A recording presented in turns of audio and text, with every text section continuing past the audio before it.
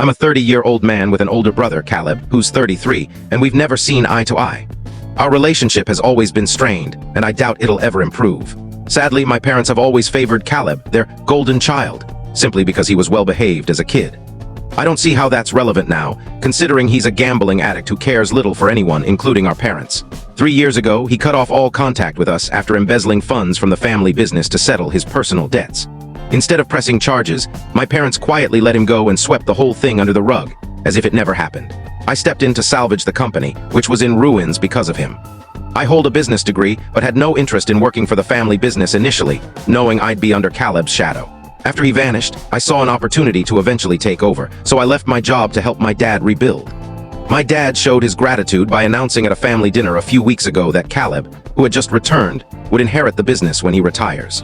This dinner was thrown to celebrate Caleb's comeback, despite his past actions. I have no idea why they welcomed him back so warmly. I thought they were naive, but I didn't expect their decision to impact the business, so I stayed silent. About a month ago, Caleb reached out to my parents, apologizing for the pain he caused and thanking them for not reporting him. He claimed he'd hit rock bottom, desperate to clear his debts with no other way out. I didn't buy it. He could have avoided gambling altogether. Still, my parents fell for his emotional plea, forgave him, and welcomed him back into the family. I was against it and subtly tried to warn my dad, but he brushed me off, saying a father forgives his children no matter what. I couldn't argue with that sentiment, so I dropped it. At the time, I was confident they wouldn't be foolish enough to let Caleb back into the business after his betrayal. But at that dinner, my dad declared that Caleb would take over after his retirement, and I lost my cool.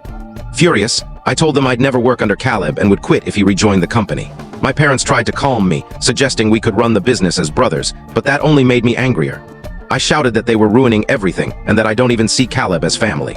After my outburst, I stormed out with my wife and kids, and as soon as I got home, I emailed my dad my resignation. I had no job lined up, but I was confident my track record would land me something soon. If not, I could start my own venture with my savings. I discussed it with my wife, who agreed my reaction was warranted.